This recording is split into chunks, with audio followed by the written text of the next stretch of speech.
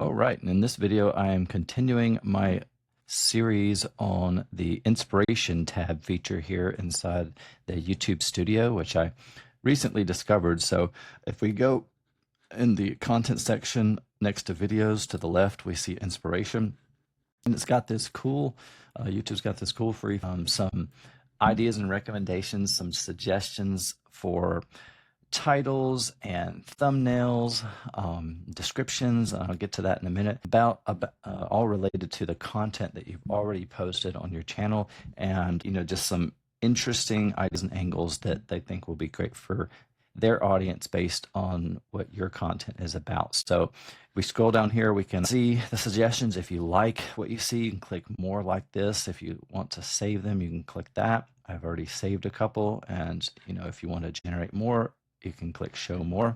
So I'm going to go up here to the save tab, and I've already made a couple of videos. Like I said, I'm doing a series on this for 30 days just to test this as an experiment to see if their ideas, which are actually pretty cool headlines that I wouldn't have thought of myself, if they can just get more organic traction than whatever I would pump out, which they're already starting to. So that's kind of my hypothesis. So I just want to do a valid test for 30 days and one video dripped out each day to see how this is going to work.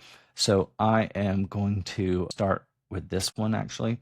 So, and just some context how I'm able to talk and speak about all these different things, even though I have a course that mainly teaches about affiliate SEO, is because through my online journey, which has been about 20 or so years, and being full-time with affiliate SEO for 10 years, just because I've made enough to retire myself essentially, and I've been teaching for that long as well. I've gathered a lot of other information along the way. So there's like tons and tons and tons of stuff that I know about the internet marketing, affiliate marketing, SEO space that I gathered just to distill down the information inside my process and inside my course. So this is kind of like a fun little experiment for me too, just to be able to talk about other things that I know. So that's a little context of like, why you should trust me, or like how I know about all this information and stuff. I'm just not just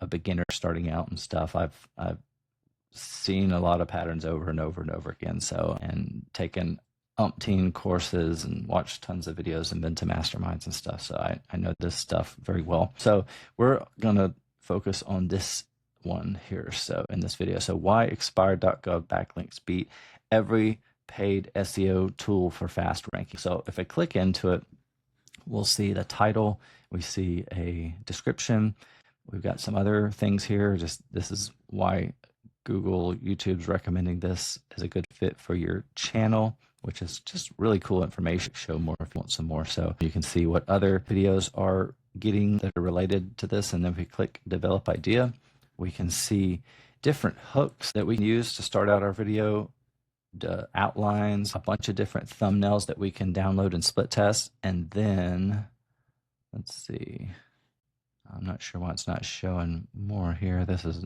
new. Let's see. I guess that's the only title.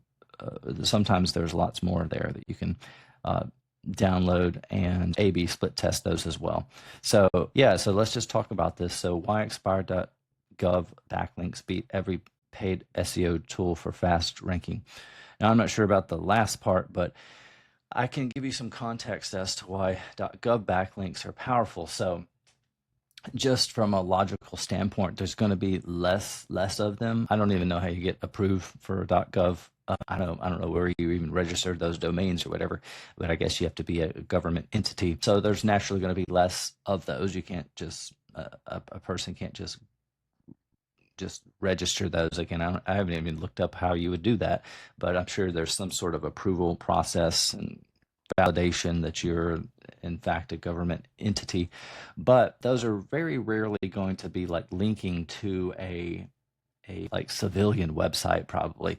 So they're naturally more rare. So in the hierarchy of entities, domains that would be ranked to a typical site, those are going to be of higher value. So Google's going to place a lot more weight on those if you have one or a couple of those, which is going to be super rare for even a site like Amazon to have those. That's why they're so powerful. It's not so much the traffic or all the links pointing to that site, but it's just the rareness factor of that type of link pointing to you. So they are powerful. I don't know if this is valid here. This other part beat every paid SEO tool for fast ranking. I don't know about that, but like that's some context as to why that would work. So they're pretty hard to come by. You can buy them in different places. So if you want to purchase them, you can just Google like buy gov Backlinks, and there's usually some people that offer them. Usually they're kind of like obscure, .gov websites or something that somebody has like back-end access to or something, and they can like add a link. So you can try that and just see how that affects your ranking. It would probably increase your domain authority, and usually those are pretty easy to come by as well. You're probably not going to get one from like one of the main pages of some of these more prominent .gov websites, but there's a decent amount of them out there. And again, like there's different sections of these .gov websites, and someone usually has like an in to be able to, somebody on the inside to be able to like post these links and stuff. So that's how that works. So that's a little bit about how .gov backlinks work and how they exist and stuff like that, and how they affect SEO and ranking. So, and then, just to tie this into what I do and teach and where I make most of my money and what I like to do, I've got a course called SEO Affiliate Domination. You can go to affiliatedomination.com and learn more about that. This is my process, consolidated down all the stuff I've learned over the years into a simple recipe.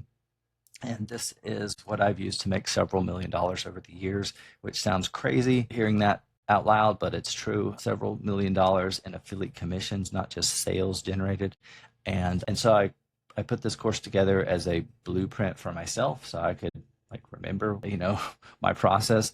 And then I just shared it with other people because I wish this was around for me when I started out, because it took me about a decade to find all these pieces. It's almost like a scavenger hunt. And so it took me a lot of money and a lot of time to figure out all these pieces of the puzzle and put them together in a system that works and could work for a very long time.